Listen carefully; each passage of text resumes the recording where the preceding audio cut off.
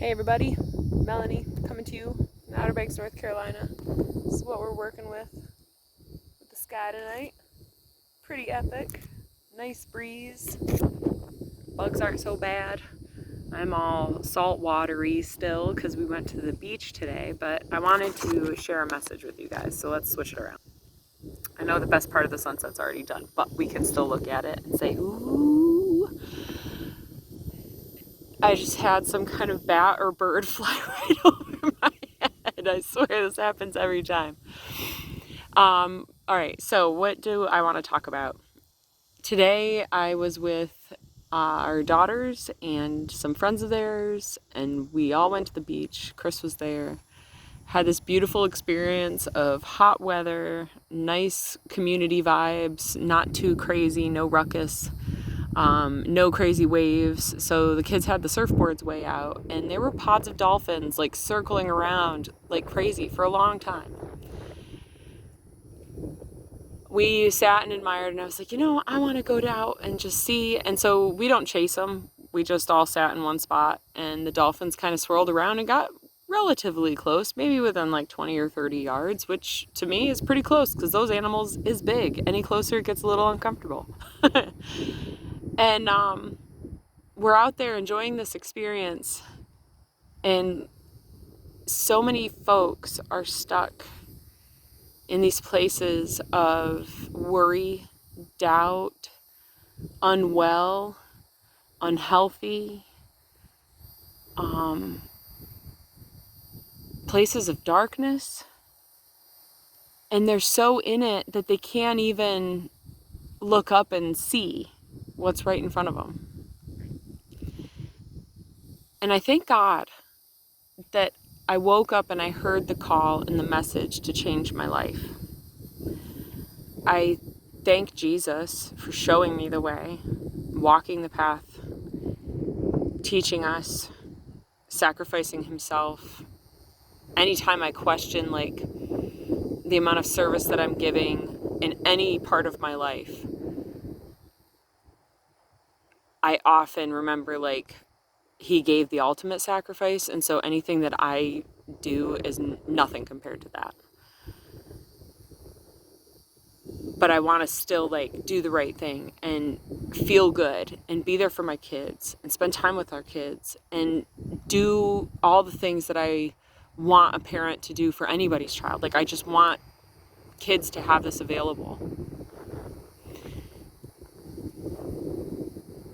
And had I chosen the life of staying in doubt and staying in fear and misery and pain and suffering, I wouldn't have had the experience that we had today. And y'all, we saw baby dolphin be born as a family. And I didn't know part of the story. I only was out there for my experience. And so sitting out there with my daughter and one of her best friends, floating in the Atlantic Ocean, a couple hundred yards offshore because we were out looking for a shipwreck. You're so vulnerable, right? And you're so exposed. And yet we sat there, laughing, giggling. Dolphins start coming around. I, of course, am diving under. If you've been on this journey with me since 2023, I go under the water and I call and sing to the dolphins because I love them so much, and I just have always admired them. And so I'm going under the water and I'm singing and I'm calling to them and they're talking and I'm trying to talk back and I'm running out of air, but I'm doing it anyways. And come to the surface and they come real close and there's multiple pods. There's a whole bunch of pods out there. Oh, there's ducks.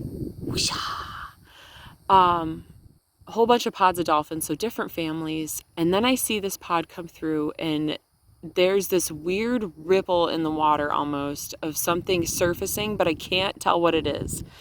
Then out of the water leaps this like 3-foot long dolphin, so still a juvenile baby, flying out of the water and doing these like little flips and flops, and all the dolphins had been tail slapping. And I see this ripple of water next to a mom dolphin. It finally clicks. I'm like, there is a new baby here, like really new, because it's struggling to make the surfacing adventure. And I was like, maybe it's a couple days old or a week or whatever. I was like, I wonder how long they do that for. And so, I mean, you'd see a normal dolphin, and I have to do a hand motion, but you see a normal dolphin and it's like this in the water. This little guy was like, bloop, bloop, and he came up frequently, more frequently, obviously, but I then come in and I was like, did you guys see the baby dolphins? And they're like, what? There were baby dolphins? I said, yes. And it was, oh, see how pretty that is? I said, yeah, they could barely get to the surface. And he's like, was it dying? I said, no, it was totally fine. It's like, it takes a while for them to get their strength. It takes them a couple hours probably. And I was thinking of like horses, where the mom drops her foal and it splats on the ground. A lot of times they don't necessarily lay down, or they stand up mid-contraction. And so like the baby literally just falls and hits the floor, and it almost like stuns them awake. Some that don't go through that experience struggle, but they get spit out on the floor, and then they eventually, within an hour, stand up and start moseying around. And within 2 hours, they're like pretty self-sufficient and going on their way. So I explained that to the kid that was with us, and he's like, oh, it looked like there was one out there dying. Like it was all gray and weird and like floating around the surface, and there was all this commotion, like they were eating it. And I said, no, it was a brand new baby dolphin. And so the mind-blowing thing of it all is that I've had this experience already once, and I recorded it and talked about it maybe in 2023. So if you all go back 3 years ago now, I talked about this exact experience happening and witnessing this on the beach. So like, what are the odds that I saw it once? To see and experience this family bond, something that has united so many different pods of dolphins. There were so many that like came for the birth of this baby. What an experience. And then we got to just be out there and hang out with them. They could have gone somewhere else. They could have left. They could have gone miles down the beach to have that experience in private. But like, they allowed us to be present in that. What? I'm sorry, but that was such an incredible experience. And the thing that gets me a little bit saddened by it all is that not everybody chooses that choice. Like, it wasn't comfortable to go in the water today. It was probably like 60 degrees. It was cold. And it was really hot on the beach, and there were flies, and there were people around like reading actual witchcraft books, like right there out in the open in the middle of the day on the beach. And I could have sat there and I could have focused on any of those issues and been mad about it. Like, the sand is too hot, or I'm thirsty, or but instead I was like, let's go do this. Come on, hang out. Let's go see what happens. Let's paddle out there, see if we can see the wreck anyways. Like, and we never go to this place we never go to that access. And it was just by chance that I went on a whim with this hunch and took this adventure, and that these kids got to come along for the experience and be on that adventure with me. And maybe it's a call to the world and reality that we need to start focusing on the stuff that's like really right in the present moment with us, and the birds and the trees and all of the gifts of God's creation, the food on our table, the ability to like cook a meal, the creativity that comes with that. It's all God gifted awesomeness. And so I encourage all of us as much as we can. And am I perfect? No. Do I sometimes wake up on the wrong side of the bed? Yes. Do I sometimes have really angry thoughts towards certain people that come across my life? Yes. But I pray about it. And I thank God for the ability to see things. Like, I take a situation with somebody that makes me really frustrated and upset and angry. And I'm like, what do I need to see and learn from this? How can I make it different? What can I do differently? Blah, blah, blah, blah, blah.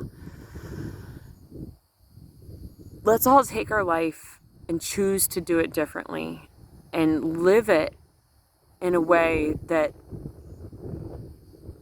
is here to better this world and change this world and make it a good place instead of one that's haunted. Haunted by anger, frustration, pride.